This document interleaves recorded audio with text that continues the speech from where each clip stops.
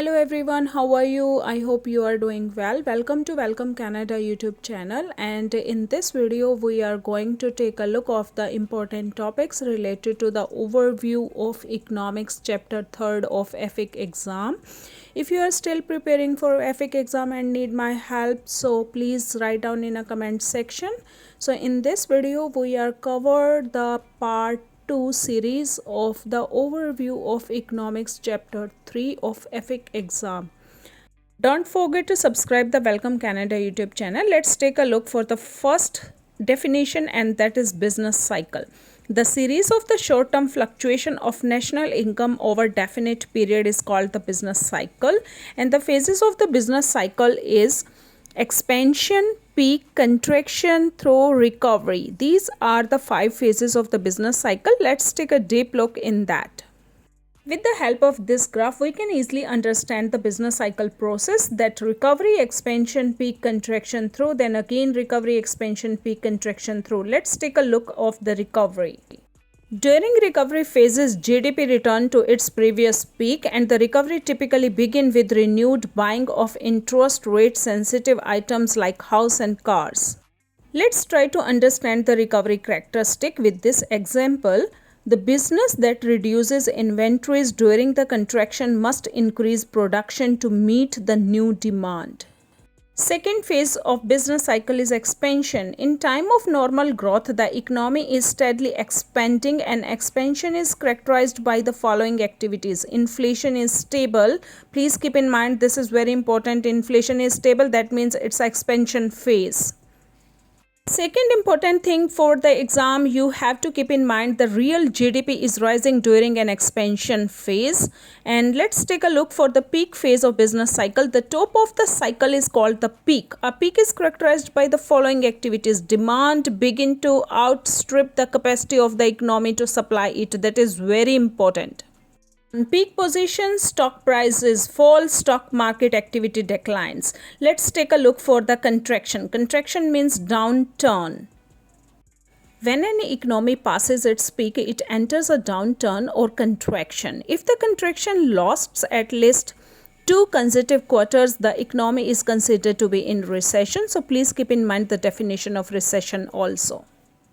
The last phase of business cycle is through. As a contraction continue, falling demand and excess capacity curtail the ability of business to raise price and the workers to demand higher salaries. That means it is a through phase, and inflation falls in that phase.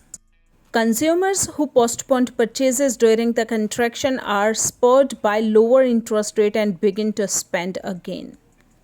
If you haven't subscribed the Welcome Canada YouTube channel, so please subscribe the Welcome Canada YouTube channel. Let's take a look for the important questions related to business cycle process. So the first question is, if the contraction lasts at least 2 consecutive quarters, then the economy is considered to be in.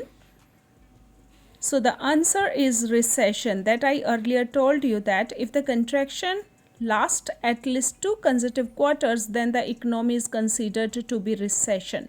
So the question number 2 is, job creation is steady and unemployment rate is steady or falling. Please guess and write down in a comment section below the answer. Job creation is steady and unemployment rate is a steady, falling, expansion phase of business cycle process. So the question third is, demand begin to outstrip the capacity of the economy supply it. Which phase it belong? So it belongs to the peak phase. Demand begin to outstrip capacity of economy, that belongs to peak phase. The growth cycle reaches its lowest point and interest rate falls and triggering a bond rally. Which phase it belong to? Please guess and write down in a comment section which phases belong to this question. Yes, that's the throw. So question number 5 is, unemployment remains high, wages pressure and restraint and inflation may decline further. Which phase this question belong to? Please tell me. Unemployment remains high, wages pressures are restraint and inflation may decline for the recovery phase. So the question number 6 is labor and product shortage cause wage increase and inflation to rise in which phase? It is the peak phase. Labor and product shortage cause, yes, it's a peak phase. Okay friends, let's take a look for the important economic indicators. So what is the economic indicators? These are the statistics or data series that are used to analyze business condition and current economic activities related to business. With the help of these indicators, we can examine that the economy is expanding or contracting. So the economic indicators are classified as the leading indicator, coincident indicator, and the lagging indicator. So what is leading indicator? As the name represents, it leads before the overall economy in anticipating of emerging trends in economic activities. They are most useful and widely used of the economic indicators because they anticipate change by indicating what business and consumer have begun to produce and spend. Leading indicator shows housing start, the money supply, which indicate available liquidity that has an impact on interest rate. Let's take a look for the second indicator, and which is coincident indicator. Coincident indicators are those indicators which change at approximately the same time in the same direction as the whole economy, thereby providing information about the current state of the economy. Current state, that means coincident indicator. And the coincident indicator include the personal income, GDP, industrial production, retail sales. Let's try to understand the last indicator, which is lagging indicator. Lagging indicator are those that change after the economy as a whole change. These indicators are important because they can confirm that a business cycle pattern is occurring. Lagging indicators include unemployment, labor cost, inflation rates, business loans, and interest on such borrowing. Let's take a look for the important note. The most popular lagging indicator is unemployment. So if you are asking in a question about the unemployment related to which indicator, so that is lagging indicator. Examiner asks this question, that this is an indication that economy is doing poorly and the companies are anticipating a downtrend in the economy. So the answer is unemployment rate. So let's try to understand about the recession. A popular definition of a recession is at least 2 consecutive quarters of declining real GDP. So what is soft landing? Let's try to understand about the soft landing. So soft landing has been used to describe a business cycle phase when the economic growth slows sharply but does not turn negative when inflation falls or remain low.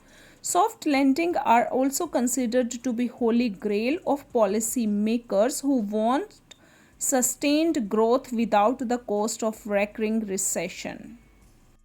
Friends, don't forget to subscribe Welcome Canada YouTube channel. Let's take a look for the labor force. Statistics Canada also defined the labor force as the sum of the working age population who are either employed or unemployed.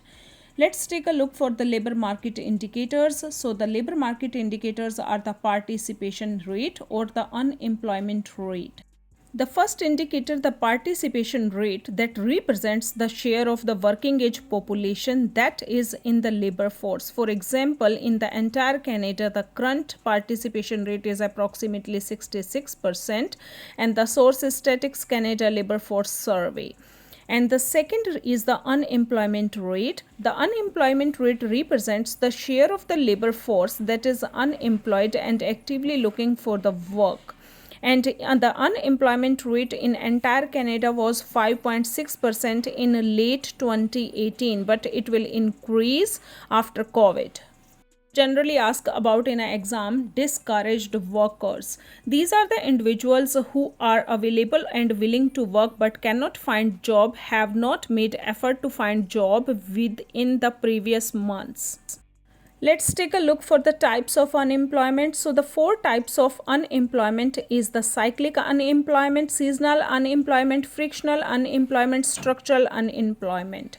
So the cyclic unemployment, that is tied directly to fluctuation in the business cycle, and it rises when the economy weakens and firm lay off workers in response to lower sale. Seasonal unemployment, it occurs in industries that operate only during the part of the year, like in a winter or in a season time. Frictional unemployment, it is the result of normal labor turnover resulting from people entering and leaving the workforce and from the ongoing creation and destruction of the jobs. And the last is structural unemployment. It occurs when the workers are unable to find work or fill available job because they lack the necessary skills and do not live where jobs are available and decide not to work the wages rate offered by the market. Friends, in the section first of IFIC exam, this is the most important chapter, the overview of the economics, and I think the third part will be uploaded very soon for you. If you need any help, so please write down in a comment section. See you in a next video. Take care of yourself. Have a good day. Bye.